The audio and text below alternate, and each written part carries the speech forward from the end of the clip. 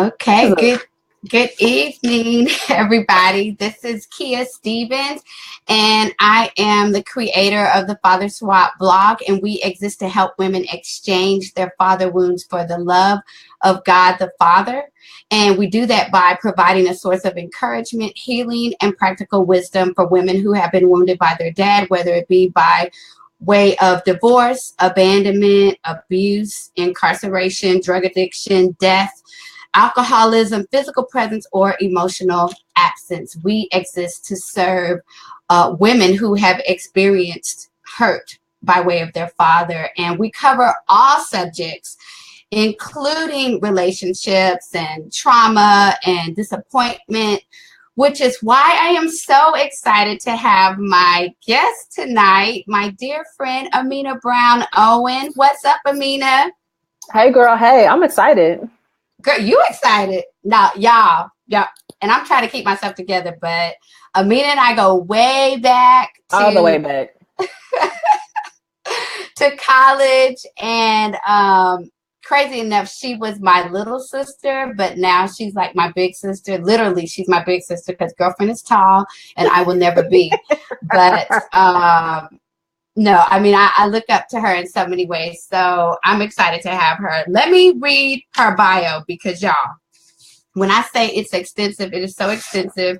And this is just a small list of all that she does. But I'm going to try to give you just, if you are unfamiliar with Amena Brown Owen, I want to give you just a little bit about who she is. She is a poet, a speaker, an author, an event host, and she was named one of Rejuvenate Magazine's top 40 under 40 change makers. Amena is the author of 5 spoken word CDs and 2 nonfiction books, Breaking Old Rhythms, and her latest book that we're going to be talking about tonight, How to Fix a Broken Record. She has performed and spoken at events across the nation, such as Creativity World Forum, If Gathering, and Chick-fil-A Leader Cast, as well as toured with the group Gunger and Boss Camp and the Voices Project, Historically Black College and University Tour. She and her husband, DJ Opie Diggy, shout out to Opie Diggy, travel and perform together, and they also host regular open mics in Atlanta every 5th Thursday at Urban Ground. So if you're in ATL, you need to check that out because they put on a great show. And every second Friday with Curate at Ebreak Coffee Indicator. You still? Yes. At Eber Coffee, that's happening tomorrow, actually. Oh, December 15th. So I'll be hosting there tomorrow, people. Y'all, she stay busy. She stay in these streets. Okay, but let's get to the book, How to Fix a Broken Record. And I need to say this too. Y'all, I'm sorry. This is my girl. So I'm going to try to keep it less girlfriend at Starbucks and more kind of professional. But I don't know because this is my girl. So anyways, I wanted to say, if you have questions, please put them in the chat box. And I also want to say there is no way we can cover everything in this book. I have like a slew of questions. I know we will probably not get to everything. So get the book. Get the book is what I'm trying to say. And then also one more thing. If you have kids, we will talk about some grown folks subjects. So move them out the room. And I think that's it. Okay. So Amena, how did you come up with the title, How to Fix a Broken Record? There is a chapter in the book called Family Business where I write about a conversation that I had with my dad. Was a tough conversation in some ways, but was a very healing conversation for me. And there was something about our conversation that day that I remember, like we were leaving. My husband and I had gone there to visit my family and we were leaving. And I told my husband, I feel like that conversation with my dad, like, I feel like I had all these things that I believed about myself. And I learned from that conversation with my dad that a lot of those things that I took the blame onto myself, or I was believing these lies about my own value or worth, that those things were not true. It was almost like really the image that came to my mind, which is telling my age, was of when we used to watch film strips in elementary. I don't know if you did this in your school, and like when you watch the film strip, how like at the end of it, the little strip would flap if you let it go all the way to the end. And when like whatever lie it is you've had on the inside, when a moment comes and you realize that's a lie, that's not true about me, that's not true about how my life has to be. Like that's what I heard was the flapping, but I thought I can't write a book about a film strip. So I thought, what's the next, best metaphor to that? And I thought, oh, the sound of a broken record and how much I love music and how that sound, that annoying sound when the needle gets stuck in a groove, that sound you hear, that a lot of the lies in my life have been very much like that. So that's how the title, How to Fix a Broken Record, came to life. Wow. And I mean, as I'm thinking about it, what you're saying, that concept of, being real with yourself, being real with what's broken, that's not really common. Like people don't just wake up and like, oh man, let me deal with my childhood hurts, or let me, deal with what's broken. How do you get to that place where you're ready to be honest with what's broken in your life, or even being willing to look yourself in the mirror and say, you know what? This needs to be fixed, or this pattern, this relationship, this way of handling pain is not healthy. How did you begin to welcome that?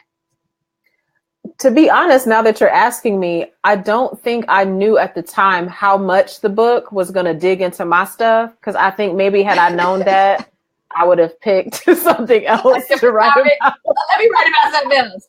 I'm like, we need to write about some cookies or some muffins, because this is not the way I planned this to be. Right. So I think when I was embarking on the writing, Kia, I thought, which is how the book turned out to be in certain respects, I thought, this will be a mix of like some humorous writing and, some storytelling and things like that. But when you're embarking on the book, even though you plan it, and you write out all the notes of what the chapters are going to be about, the book still surprises you as to what it actually wants to be. And so I think I discovered in the process of writing, oh, I'm going to have to write about that. Oh, I'm going to have to write about that relationship. And really, now that the book is out and some people are reading and engaging with it, it's really teaching me that a lot of that writing, Kia, was healing for me to have to process through it in the writing. And also having been able to say some of those really honest things, even mistakes I made and things I wish I'd done better, all those things, when people read the book, it helps them to go, oh, there's grace for me. There's grace for me. Even where like I feel like I'm still a mess, there's grace for me. And that's been really beautiful. I love that. And I got to say, I felt that way. I totally felt like there was grace for me from reading your book, and just the honesty, the candor, and the voice. You just really capturing your voice and bringing that into the book. It was helpful for me. Now, you did mention relationships, so we about to go there. Let's go. I'm ready. I got some chocolate. I got some chocolate right here. I'm ready. Right. We're going to need to have the chocolate because I want to talk about that. Oh, wait, I forgot. Before I do that, I want to talk about your father-daughter relationship a little bit, because you mentioned that. And I'm going to read just an excerpt from your book on page 33.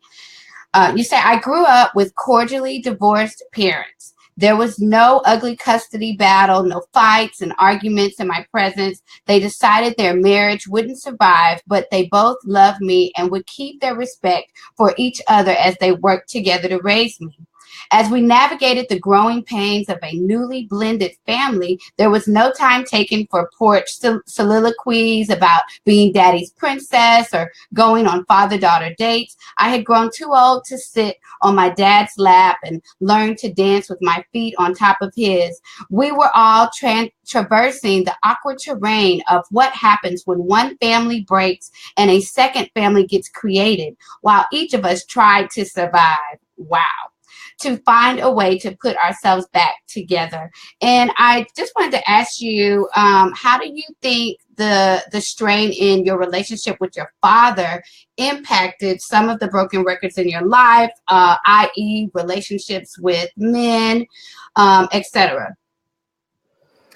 In so many ways, and in so many ways that I don't think I even knew how to articulate. I think for me, my dad was in my life in the sense that I went to visit him for the summers, and, you know, I was staying, you know, in contact with him, but I did not grow up with my dad in my home or in the city where I lived.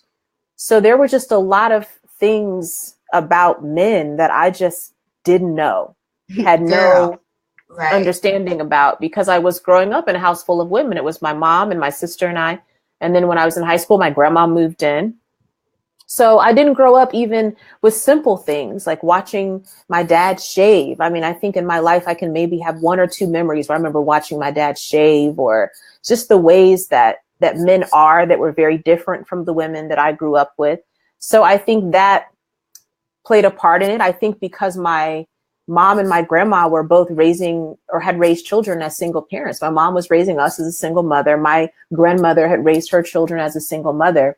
I think that put in me almost this fear of being vulnerable to a man in any way. Wow. This fear of, I don't want to be vulnerable to you in the sense of needing you to support myself or depending on you for money.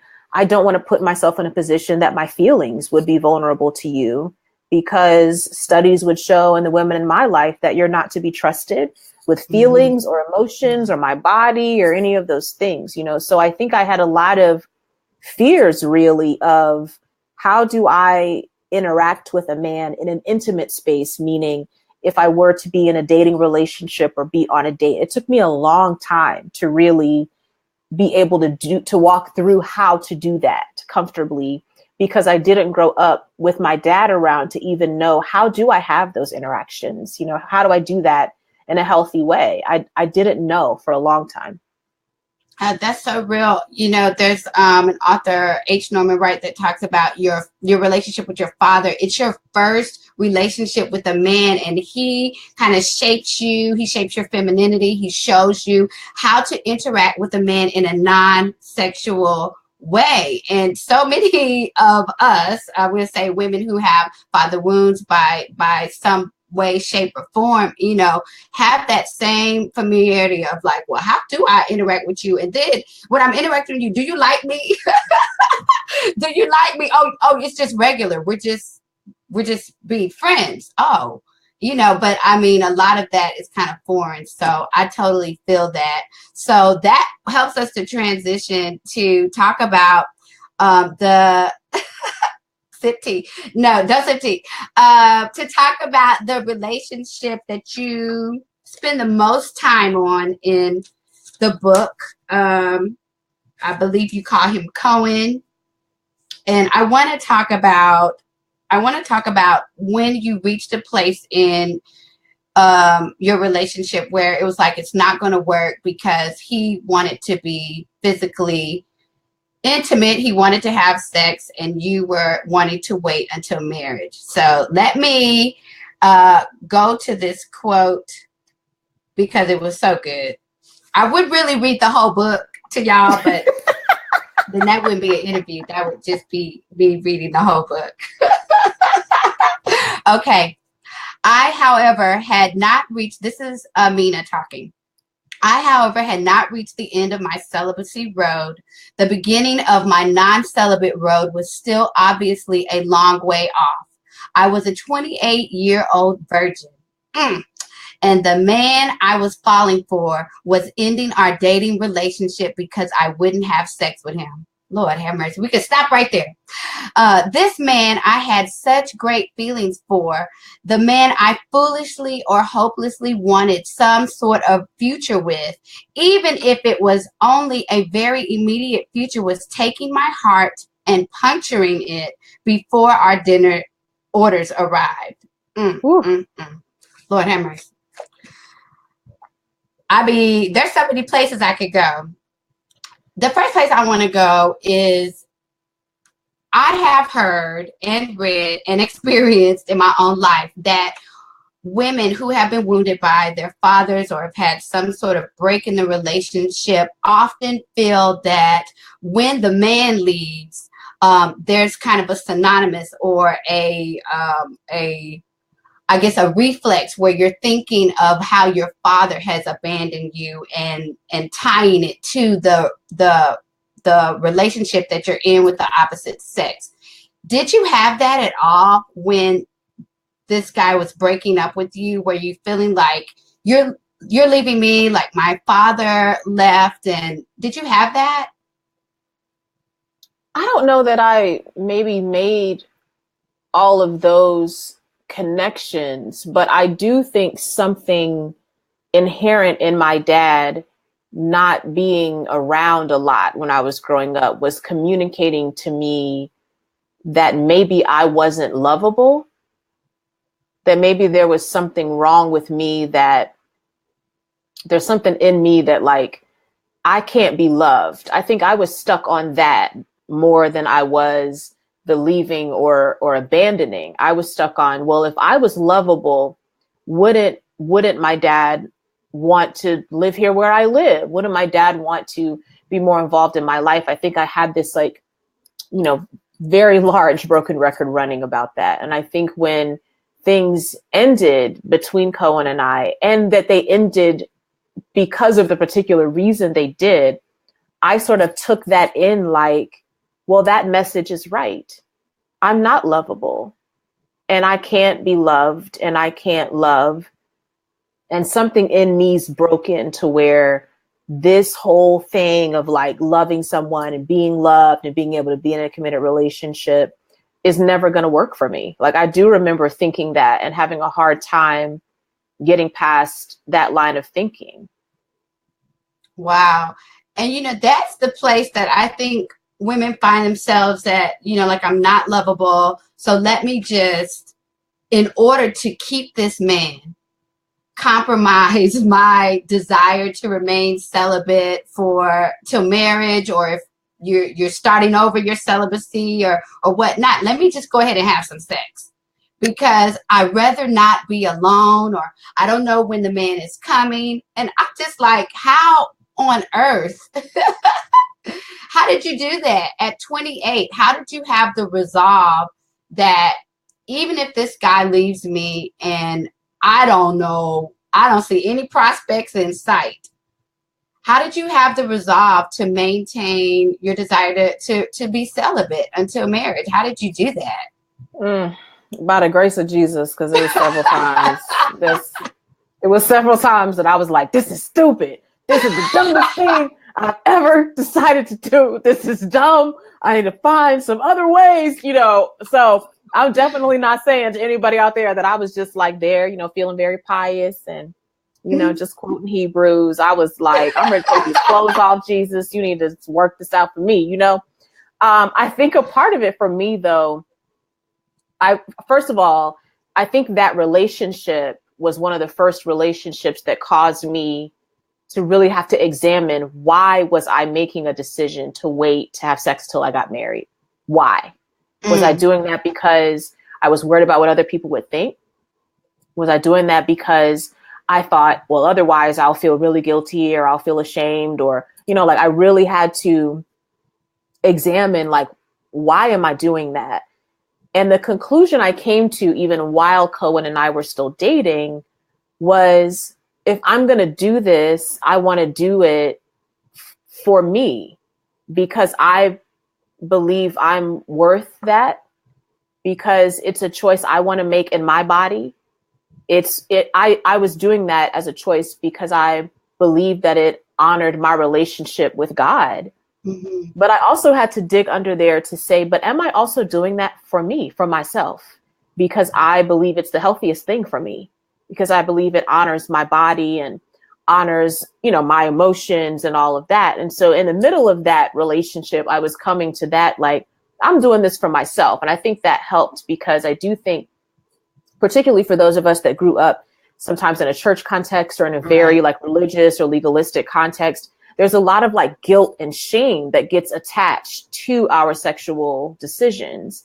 And sometimes we end up even doing right things for the wrong reasons. And then when the opportunity comes up to do the wrong thing, we do it because we were doing the right thing for reasons that we really hadn't had the opportunity or taken the opportunity to sort of suss out for ourselves. So I think that was one part of it for me. And then this sounds so crazy, but I went ahead and went back to that Bible because I was just like, I'm ready, Jesus. You know, I got this 28-year-old body right here. I got this midriff, you know, nobody tells you that you're going to come to a point in your life where you ain't going to have that midriff anymore. That midriff ain't going to be the same as it is. I had that midriff right then at 28. I was like, I'm ready to share this with someone, Jesus, you know.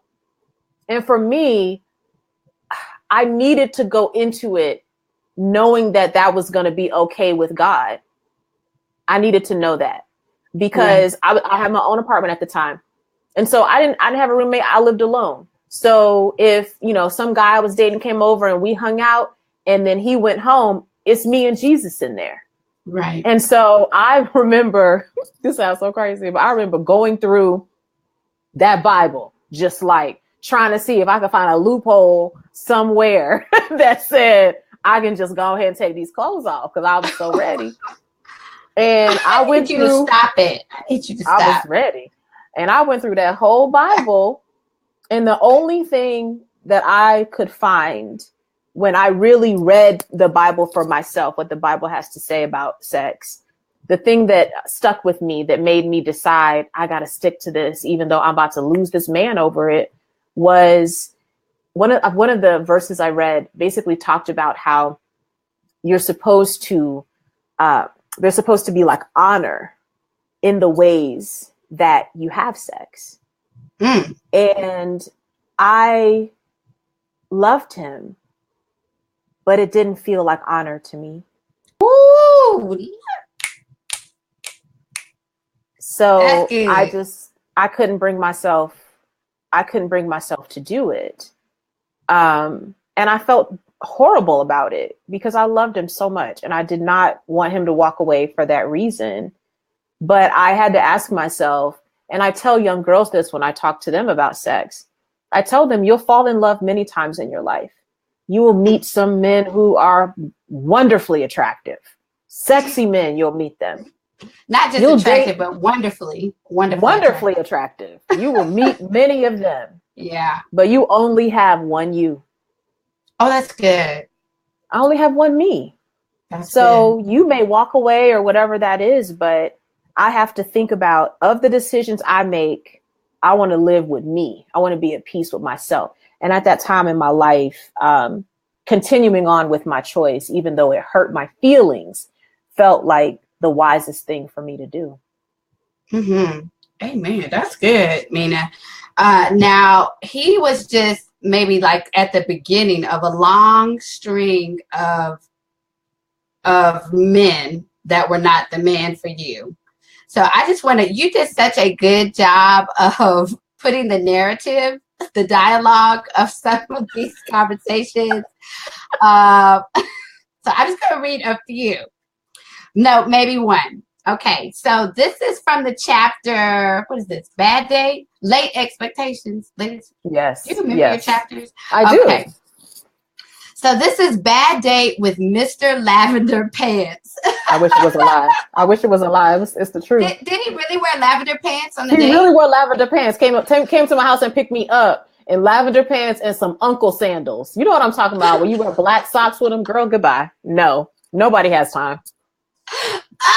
Oh, okay. So this is Mr. Lavender Pants, who is named this for wearing lavender pants with, the uncle sandals. He's him. How old are you? Me, 27. Him. Oh, and you don't have children? Me, no. Him. Aren't you worried about your uterus? That's ridiculous. Why is he asking about my uterus? That was like our third date, probably last date too, to be honest. Okay, this is the last one. Dysfunctional telephone conversation with Mr. Control Freak. My clock, 9:30 p.m. Him, want to come over? Me, no. Him, oh, that's right, you're celibate. Me too. I just decided to be celibate. You should come over. My clock, I can't take this anymore. You know what time it is. And let me just say for Facebook, y'all, I have been stupid. I have been so stupid in terms of my relationships. I just want to say, I'm not talking about nobody else. by the grace of God, I have met and married my husband, but I just want to offer encouragement, Amena, because there may be women who are out there like, Dag, you know, I dated this person, I married this person, I laid down with this person, I brought a baby into this world with this person, I brought a baby into this world with multiple people. And it could have been that these women who may feel this way did that looking for the affection of their father, looking for the validation and the you're beautiful and you're worthy and you're lovable from their father. And they end up with Mr. Lavender Pants and Mr. Dysfunctional Phone Call at 9 o'clock. And I'm saying, what hope can you offer? You know, how can women start over? How can they stop the detrimental cycles of dating Mr. Wrong after Mr. Wrong after Mr. Wrong? Can you speak to that? I know it sounds crazy, and I'm gonna have to clarify to make sure I explain it right. But one of the things that really helped me was to walk through my dating journey in community. Now, let me tell you what I don't mean, because I don't mean just dating in groups. I'm not talking about I Kiss Dating Goodbye. Which he now, you know, he's doing a documentary. We're talking about Joshua Harris, who is now doing a documentary to go back and find all the people that got wounded by that book. Okay, that was a side. Bless. Okay. Yeah, so in that book, one of the principles of that book was in your courtship journey that you only date in groups. That's not what I mean when I say dating in community. But what I decided to do was I wanted to date, and I mean casual dating, because I wasn't just dating men that I was assuming, you know, we were only looking to get married. I had to go through a period of time where I could do some casual dating, because I needed to figure out, like, what do I like? What do I not like? You know, I needed to get some of that dating experience, but I did that with having the accountability of some women in my life. And in my case, it was a small group that I had at church. And so I would just let them know, like, hey, you know, going out on a date with this guy, y'all pray, you know, that even though his teeth make me feel a little concerned, like, please pray that I will just be open to the conversation. Because sometimes one of the things I found, and I talk in the book about having read Henry Cloud's How to Get a Date Worth Keeping. And he would talk about how, you know, if you think about dating in the same spiritual way that we think about most things, that we think like, oh, when I go to church, God can use church to help me grow. But then we look at dating and we're like, no, that's bad. Stay away from it unless you're going to get married, you know. Which is like, how you gonna, for some of us, how you gonna get married? You ain't date somebody, you know? Yeah. So one of the things that he would say is God can use your dating relationships to grow you spiritually if you allow that. And so sometimes in the small group that we had, I would have to say, y'all, I went on this date and something about being there at the restaurant made me feel insecure. It brought up these insecure feelings in me. And I kept finding myself wanting to shut down in the middle of the date, you know. And it wasn't because the man was being disrespectful or anything like that. He may have just said something that triggered some things in me, you know, and I needed a place where I could process through that and hear those women like talk me through it and speak the truth to me and pray with me. And I think that is a part of what can be really helpful, especially if you find yourself like I just kept dating the same man. He came in different forms, but he was the same. Right. He was fun. Right. He was funny. He was gifted and talented, could not commit to me to save his life, did not want to be in a relationship. I kept dating that man over and over and over until I finally stopped and had to sort of have that accountability to say, okay, going on a date with this guy. Want y'all to know, here's how he is. And then they could say back to me, he sounds like the same guy you always date. You need to love that. Yes. Expand your horizons, you know, just opening that up. That really helped me to grow.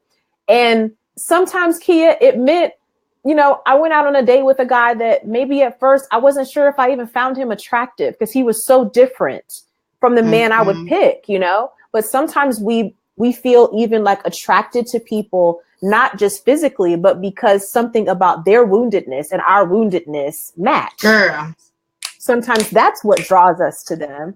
but you don't get Right. to work that out until you open that up to some other people. And for me, it was a small group, you know, for some of my friends, you know, and even for me in some ways, it was a therapist. You know, you can definitely have different ways that accountability can look, but you need it. So you're not just isolated by yourself, picking the same problematic type of person. Mm-hmm. Yeah, and I do want to say, I see you guys out there. Somebody commented that you actually went out with Mr. I Lavender know, Pants. Who is that? girl, I felt Lisa. so bad. We had And, wait, she said, and you Lisa. went question mark, question mark, question mark, question mark. Lisa, You I were know, seen with girl. Mr. Lavender Pants outside. And I was embarrassed. You understand? We had already like agreed to go to an event where my friends were going to be, and I was embarrassed. You understand? That's how that's not going to work. It's like if you wearing lavender pants with a crease, Don't be. At least he had his pants ironed. Ain't no he wrong took with them a to the crease. cleaners and starched. Oh, tired. No. Watch Lavender Pants. They're gonna be the new thing at Old Navy next fall. But see, you said Old Navy, and that's what the problem is. Continue. Mm-hmm. Oh, now, we have no issues against Old Navy. I don't want to get. I ain't saying that bad about Old Navy. I'm just saying. Okay, wait a minute. Okay, so now talk to us about what had to be fixed prior to meeting Matt. Shout out to Matt, your husband. Matt. Hey Matt. What that was broken had to be fixed prior to meeting a man that is such the antithesis of what you have been familiar with, of who you have been dating. What had to be fixed? I think one of the things was my openness to the type of men that I could date. Some of that was being open to dating men who may have had different culture from me. Wow. Open to dating. Matt was working as a youth pastor at the time that we started dating. And I swore up and down I didn't want to date somebody who was working for a church, involved with church. Like I was just was not into it, you know? So I think I had to start on this journey. Sometimes, I know for me anyway, I could say I had an idea of who that man was going to be, you know, right, what he was going to look like, and, you know, all these different things I had on my list. And I really had to pare that down to like, what are my non-negotiables? He got to love Jesus. Right. My one physical non-negotiable was his height. I really needed him to be taller than me. That was like super important to me, you know, but right, all the rest of the things on my list were character based, were about, you know, what he was doing with the calling on his life and things like that. So I think my openness to the type of men that I wanted to date had to be broadened. And I think my willingness to be open-hearted, I think that had to grow in me, because you can't really be in a healthy relationship if your walls are up so high that right, the person you're dating can't even like get to know you or anything. And I was at a very like open and in a healthy, vulnerable space. Cause I don't think you have to just be out there, you know, sharing everything with someone you just are starting to date. But I was at a place where I could be honest about where I was in my own soul, where I was growing, and that paid dividends for us in our dating relationship and now in our marriage, because that created this space where I can still say, hey, I need you to hold me right now. That's what I need right now. And that's vulnerable to say out loud. It would be easier for me to pick a fight or make him mad and try to get his attention. It's vulnerable to have to say, I need some time with you. I need you to sit down and listen to me, look me in my eyes. So I had to start walking through some of that even before we started dating. And, you know, full disclosure, Matt and I were friends for 2 years before we dated each other. So we also had opportunity to trust each other that way. I had opportunity to see him walking through some hard things with a community of men, you know, around him as his accountability. So being friends paid off for us also. Yeah. And I've recently had a conversation with a friend of mine who was telling me about another friend who was like, you know, maybe when I get married, my husband will father me in the way that my dad didn't, which I am not. Stop gonna need you to stop it. I'm sorry. Okay, but so I did respond to that and say, that's a no-no, that, your spouse is not your daddy. But your Amena, I'm listening. Sorry. You're on Facebook Live. I could get it together so that I can get the question out. But I will say that our spouses can help us to process some childhood hurts. Did you find that to be the case with Matt, that he helped you to kind of process some of the things that were painful in your childhood? In certain ways, I will say for Matt and I, we both were in therapy before we dated each other. So we Shout out to therapy. Shout out to therapy. Listen, and therapist, we thank you for your service today. So because Matt and I both were already on a journey of having to dig through our own issues individually, I think when we got together in our relationship, it made us better communicators. And it made it so we had already been digging through our own stuff a little bit. So we weren't necessarily leaning to each other to have to fix that part. So I think it helped us to walk as partners. So I would say, because, whenever you're getting ready to marry somebody, you got to take them to meet your whole family. And there were some moments right there when I was like, there was some family members and I was like, you're like, how much do I explain before we walk into this? Am I going to explain on the back end? And then there were some things that being with my family, he turned to me after we were leaving them and pointed out why is that like that? And then I'm like, I always thought that was normal. Right. I didn't even think that was unhealthy or a problem, but you discover when another person is there that some things you grew up as normal are not normal or healthy at all. So I think we have helped each other in a lot of those ways, but I think we've also learned, there are some things that as spouses, we can't help each other heal from that. There are some times that he'll say, I'm here, I'm listening to you, but I think you might need to call one of your girlfriends and talk this through with them too. Let them help you process it, And whenever I'm and I need to go to see a therapist right now, he's like, let's do that right now. And we have times we've gone to our pastors and, just ask them to help talk us through some things. So I think it's good in a marriage to have space where you're going to be really, Kia, you're going to be friends to each other. You're going to be friends and partners talking through things, giving each other that safe space, but also being okay that you're going to need some other healthy people to come alongside you while you're walking through those things too. I know that's right. Because I love estrogen. Shout out to estrogen. Ooh, shout out to estrogen today. Shout out to estrogen. Now, as we talk, you're killing me. Shout out to moment of silence. So in terms of marriage, what has been the most challenging?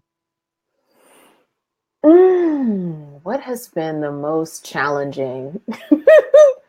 The first thing, the biggest thing I can think of is that I think I'm right most of the time. Really? I know that would be such a surprise to you being my friend this long. But I just be like, we talking about two ways to do something, or we talking about my way to do it? Because I'm pretty sure whatever I'm doing be the right thing.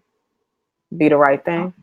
That's honest. So that's probably been my biggest lesson. I'll give you a small example. So whenever I'm driving somewhere, I'm always I put my GPS on, what's the quickest way for me to get from here to Whole Foods? And whatever GPS say, that's what I do. Well, I get in the car with my husband and he'd be like, we going to Whole Foods. Well, he want to go down, he turning down this street, that street, going down this way. And I'm like, where are we going? Are we still going to Whole Foods? Because I think the quickest way is this way, that way. And he'll turn to me, Kia, and he'll be like, but I didn't want to go the quickest way. The trees down this street are pretty, and I want to hold my wife's hand and drive down the street where the trees are. So then, of course, I'm feeling like a terrible person because I'm like, Lord, here's my husband trying to have a moment Quality with me time on Saturday. And I'm out here why you ain't take 20? You need to get on 20. This don't make no sense. What you doing right here, So part of it, one of the biggest challenges for me has been to relax and be That's more good. spontaneous, and to like lean into the ways that are my husband's way of being, which are very different from mine, to learn to do that. And I think the other thing that's probably been most challenging is continuing to practice being honest and vulnerable. Like continuing to return to that is so hard, because the longer you stay married, the more you're either kind of like, okay, maybe that's not a big deal, we don't need to talk about that. Or maybe I did feel a way about it, but I don't need to address it now. You know, you stop really like I know for us, when we first got married, it's like everything's like a thing. Well, did you want the chicken fried? Did you want it baked? Now we got to sit here for 2 hours and talk about if the chicken got fried or if it got baked, you know? And then you stay like married a little bit longer, and you're like, you stop talking about those things, which means there are bigger things you stop talking about. So I think another challenge is really to practice that vulnerability of, I need your support right now. Yeah. When you said that, it hurt me. When you said that, it triggered in me something that I know you didn't mean, but it made me feel this way. Like practicing that kind of honesty, because that's the only thing that really helps us break through and learn how to love one another better, you know? This is good. Have you ever thought about doing a video component to go with the chapters in the book? Because I think that would be helpful, because I'm feeling helped. You know what? I mean, maybe I will do that. Yeah, it's good. I mean, it's I'm like, man, that's deep. I wanted to ask you, what has been the most surprising about marriage? Oh my goodness, y'all, forgive me. I'm supposed to tell y'all to ask questions. If y'all want to ask, I'm sorry. I thought I was at Starbucks, but just with like the whole world watching me. So if you guys have questions for Amena that we have not brought up, please put them in the chat box, and I promise to go and look. Ashley O'Hare said, thank you so much for this discussion. For real, needed to hear this week. Amen, Ashley. Amen. Christina said, amen, only one me. Oh, that's from a long time ago. Y'all see, I'm bad at this. That's from when we were talking about sex. Oh, yes. But it still applies. Thank you, Christina. Hey, Christina. Anyways, what has been the most surprising in a good way about, like, there's a story, and I don't have it tagged in the book, about when you came home from, I guess, I don't know where you were, and Matt was like, where you been? And you was like, why is he asking me where I've been? You know, Lord, have I made a mistake? And he was like, you look like, or you smell like you've been to Waffle House. Yes, girl. And he was like, I've been to Waffle House. And he was like, nobody in this family goes to Waffle House by themselves. Or I'm probably really jacking up this story, but you're telling it right. That's my husband's rule right there. He was like, I just want, because I was like, is this a Lifetime movie? Like, did I get caught in a Lifetime movie? Like, is this man like, what kind of like, what happened? What's happening? You know, what kind of spy is my husband? This is not the man I married. So yes, that is a rule my husband had, that nobody in this family goes to Waffle House without either taking the other person with you or alerting the other person, so that if they want to order, that you could get the order for them. But you don't just go to Waffle House and come home and be like, oh, I went to Waffle House at the last minute. You don't do that. That's like not a thing. Yeah. Okay, that's good to know. It's a very important rule. It's a very important rule being married to my husband. But I think that's another, like, that was an important thing I wanted to write about in this marriage section of the book, because, and I'm not telling you it's not good to read books about marriage, because it is, but you have to read the books with the lens that none of those books are going to tell you exactly how to be married to your spouse. None of them will, because they don't know your spouse. They're going to be able to tell you like some general things, but they're not going to have in chapter 8. And don't forget, you know, don't go to Waffle House without calling Matt and letting him know you know, and that's a very light thing between us, although it's very serious. I mean, he's very serious about it. It's not a game to him, you know, but just like, that's the thing I had to learn too in being married. I'm trying to think about what's been a surprise about. Okay. One thing that has been a good surprise is that my husband is handy around the house. Okay, so Matt and I have been married 6 years this year. Well, for the first 3 years, we lived in yes, come on, 6 years. Does Harlem Shake or whatever this dance is.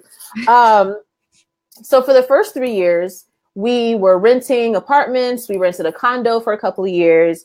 And then the last 3 years that we've been married, we bought our first home. So we're living in our first home.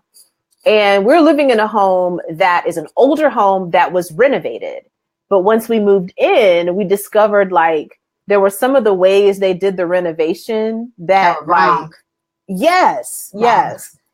So there were a couple of times that like when we moved into the house, there wasn't hot water in the kitchen sink because of the way they'd routed. They put like all this new stuff in the kitchen, but the way they routed the water, there was no hot water in there. The dryer vent was drywalled over, if you can believe that. Lord have mercy. So there are all these things that Matt's like, oh, the water's not working. You know, I'm going to go and fix it. And like, you know, I'm having like a Claire Huxtable feeling, you know, those of you that grew up watching the Cosby Show when like, you know, her husband was always fixing stuff and it was like never good. And I'm trying to be like, we could just call somebody, but I'm trying not to say we could just call somebody. And I have to say like 6 major things that need to be fixed in this house. And like my husband is 6-0. He's fixed every single thing. That was like a huge surprise. I was like, I knew you was talented, but boy, go ahead. I love it. That's awesome. Marriage is full of so many surprises and also setbacks. So you have a chapter where you talk about the ministry of disappointment, and you share very candidly and very beautifully, I might add, about your fertility journey and the challenges that you faced. And although everybody cannot relate to struggles with fertility, I think everybody, I don't know what it is about adulthood, but there's a point in your adult life where life be like back slapping you left, right, up and down. You be like, wait a minute, life, like, hold up. Things were going good. I didn't expect this. I didn't anticipate this. I did not think I would be here at this stage of my journey. What have you learned? What have you learned from disappointment? How has it shaped you for the better? I think one of the ways that disappointment has shaped me for the better is it's helped me to be there for people in better ways. I think when you haven't been through something, a season of time that has been very hard or very tough, very disappointing, especially for a long period of time, it can be easy, especially as a person of faith, to just be like, okay, well, I know that was hard, but you know, God's got it. And, you know, you're going to, you know, whatever your cliches are that you're going to say, which in a way is your effort to try to force the person to like move on, not really for themselves, but for you. Because you don't want to have to like be here while they grieve or while they're sad or while they're walking through whatever it is. And going through disappointment has taught me, when other people share with me their great disappointments, to be able to say, that sucks. And I'm so sorry. And I'm here. I don't maybe have advice about how to fix it. And I'm going to pray for you, but I know it will be hard for you. So I'm not going to force you to try to like do a happy dance if it's not time to do that. So just practicing lamenting with people and really mourning with people when they mourn. I think really being disappointed and experiencing that I think it's helped me to love people more in the ways they need to be loved when they're going through a hard time. That's so good. I don't know if you've seen Inside Out. Have you seen that Disney movie? Yeah. Girl, that's how the Lord communicate with me, through Disney.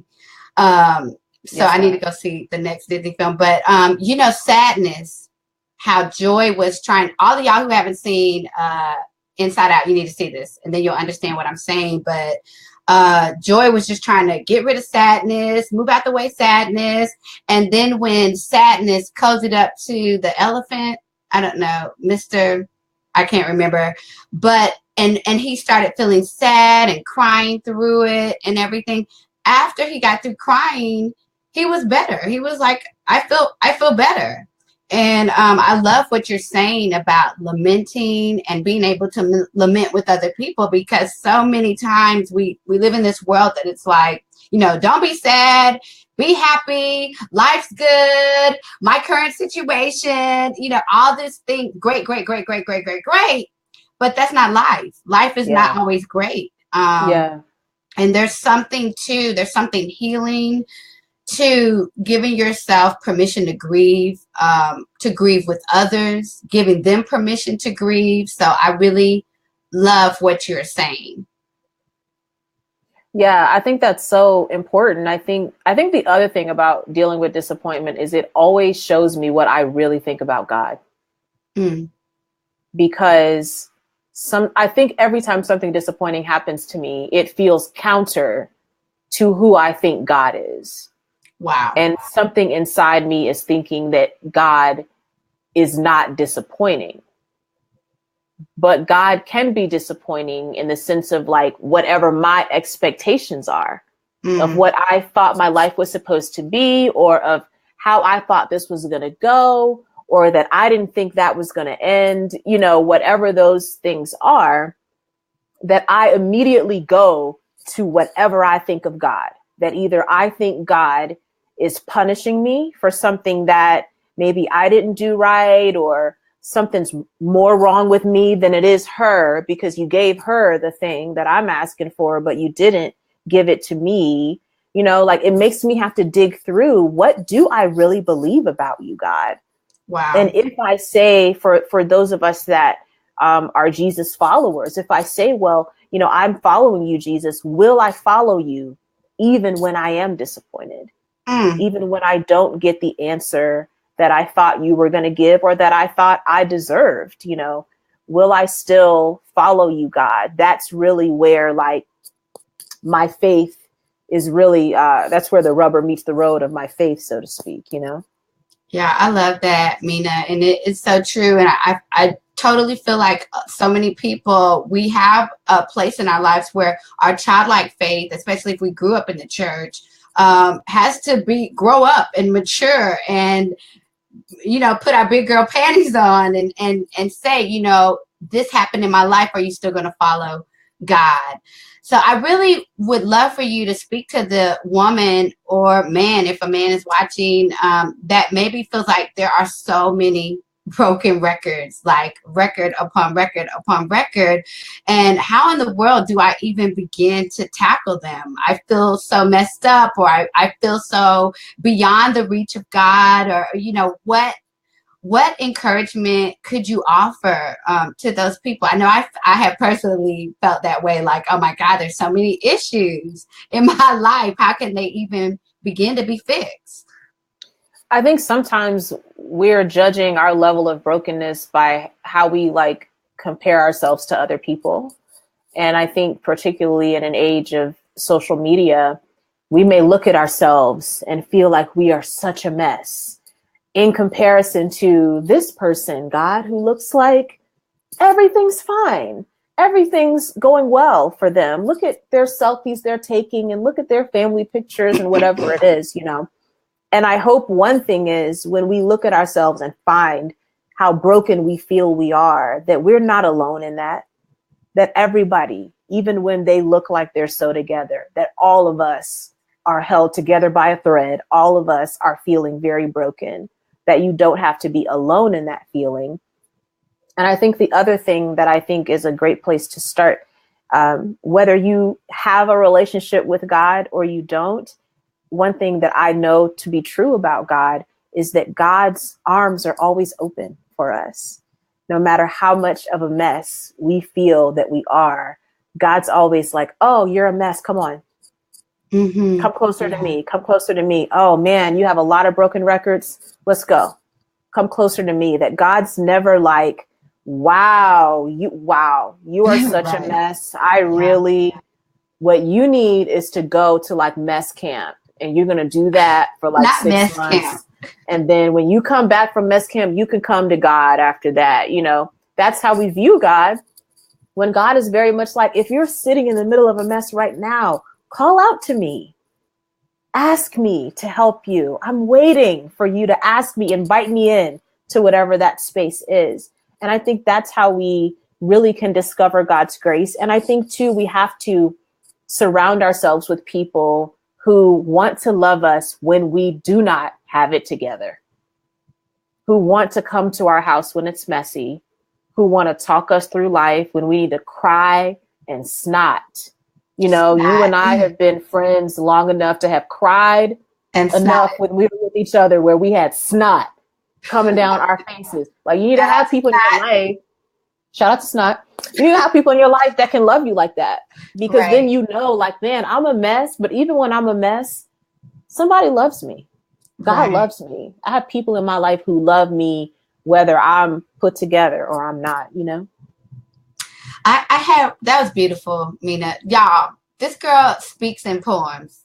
Like, she just be like, hey, how are you? I love you like the beauty. I don't know. I'm just making up something, but everything comes out so poetic. But I was thinking about just still kind of on that vein of adult faith, and how sometimes you pray for the healing doesn't come, or you pray for maybe a family circumstance to change and it doesn't change, it gets worse. Do you feel like there are some records in our lives that will always be broke? I don't know how, I mean, and can you talk about that? Like, wow, that's a really great question. My gut answer is yes, that there will always be some records in our lives that will be broken. We may grow. Like, if we have an area that maybe there were 1,000 broken records, you know, we may grow to where, like, oh, now there's like only 700 of those, and there's only 500 of those, you know. There'll be like some growth, you know, but some of those we will have with us. I think a lot about, I was talking with a friend not too long ago about the journey of sobriety. And I think sometimes in our Western Christian narrative, or I should really say sometimes in a charismatic narrative, right? For any of us who grew up charismatic or Pentecostal, there can be this narrative that, like, when God heals, it's instantaneous. And like, you went up there, somebody prayed for you, and like, you don't deal with that anymore. Whereas sometimes healing is a very gradual experience. It's a very gradual process. And friends that I've talked to who have been in recovery from addiction talk a lot about that really, in an effort to live sober, you have to acknowledge that you're always an addict. Wow. That there's something about you saying, I'm always an addict. I have alcoholic in me all the time. That acknowledging that is actually what's helping you to remain on the path of being sober. So I think even in other areas of life, sometimes it's to say, you know, I grew up in a house where my dad wasn't around. There will be some wounds from that because they were dealt to me so early, that they will come back and visit me sometimes. They'll come back and visit me less, maybe, as I get older, as I heal, as I grow, as I have more healthy relationships. But they will still come back and visit me. And I have to walk through that process when it comes. But that doesn't mean that I'm not growing, or that God's not with me, or that I'm stuck back there. That's just how our humanity is made. I think when we accept that, we can give ourselves more grace, and we can give other people more grace too. Yeah. That is, woo. That is so good. I promise you. I mean, I don't know who I was telling. I'm probably telling you, but I was telling you in a ratchet way that I'm not going to say right now. But, but just how I am so aware of how my brokenness, you know, if I am not reading the word, if I don't get enough sleep, if I'm hungry, Sister Girl could snap. I mean, and I got these blog posts out there, and I'm talking about Jesus this and Jesus that. But quite honestly, because of the brokenness in my past, given the right circumstances, I could spontaneously combust. Y'all be like, what happened to her? I thought she loved Jesus. I do love Jesus. But I think that awareness of how broken we are, you know, how desperately we do need Jesus, you know, will help us as we engage with humanity, as you say. So we're kind of, oh my Lord, it's 10 o'clock. No! Oh, I can't believe it. It went by so fast. It did. It was so good. It was like Starbucks. Let's keep going a minute. Okay, wait. So let's wrap it up. Don't do such long answers. Thank y'all for staying with us. What hope do you what sorry. What do you hope readers will take away from the book? I hope it's like an entertaining read. I hope it's a good read, you know? And I also hope it is a good read. And I also hope that people will, in reading the stories I tell here, that they will take away that, like, whatever the stories have been in their life, whatever those broken records are, whatever the places of life are where they've had to laugh at themselves, that, like, it's important to honor those stories and honor the stories God's always writing in our lives. I hope people take that away. And I hope, even to our earlier conversation, that people take away, no matter how many broken records you may feel you have, no matter how broken or dejected or unworthy you may feel you are, that God wants us to be close to God, no matter how broken we feel or think we are. That was so good. I wish I had recorded it and then maybe wrote it in some of my subsequent blog posts and hopefully a book, and then just fronted like I came up with it on my own, but I didn't. Okay. Okay, so we're going to real quick, I'm just going to give you some blurbs. I want you to say the first thing that comes to your mind. Here we go. Person you want to meet. Oprah. Favorite movie. The Godfather. What? Yeah. I should have known that. Little known fact. I used to rap when I was a teenager. I used to rap. I also love to cook. I can burn. Thank you for that. Which I think you owe me some food item that I requested. Wait. Okay. We'll do that after this. Okay. Favorite song. Favorite song right now, it's Kamasi Washington, Rhythm Changes. Dream destination. Oh gosh, that's hard. It's Italy. Italy. Yes. Now I gave you some other questions. You tell me that's hard. Okay. Guilty pleasure. Watching Ratchet TV. Shameful. Favorite poet. Favorite poet? Oh, that's a hard one. I'm gonna say Maya Angelou. I think that's a fair answer. And like 7 others, but Maya Angelou. Alternative career. If I wasn't doing this, I'd still be talking for a living. I don't know. I would probably be like a creative director somewhere, I think, if I wasn't doing this for a living. Okay. Favorite color. Favorite color is magenta. The color of your hair. Yes. It's my power color. And best book. Best book. Right now, it would be Sue Monk Kids, When the Heart Waits.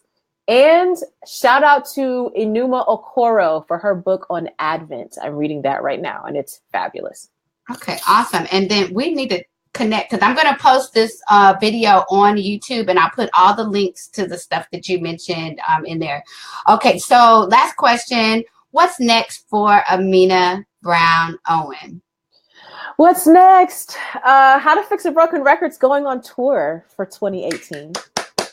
So I am looking forward to coming to a city near you all and performing poems and telling stories about this work. I am finishing up the How to Fix a Broken Record podcast. So that's happening. And I can't tell much details yet, but I am launching an Amena Brown continual podcast for 2018. And it is going to be exciting. Yeah. So that's what's happening. That's a few things. Awesome. Y'all, if you don't follow Amena Brown, you need to find her on all her social media. I've been a fan for, how long we been friends? It's been over 15 years, child. That's ridiculous. We almost at 20 years, you and I. That's ridiculous. But I've been a fan for many years. And when it comes to her excellence, her knowledge, her skill, there's not many that can match it. And her heart and her passion for the Lord, and her genuineness, her genuine care and concern for humanity. So please get this book. It is awesome. You will laugh out loud. You will cry. You will, I mean, it's good. I do want to say that this is our last live stream for 2017. And next year, we're going to kick it off with a new friend, but a great friend, Joe Saxton. So I want you guys to join. Yeah. I love Joe. You guys have to check Joe it too. out. I love Joe too. Yeah.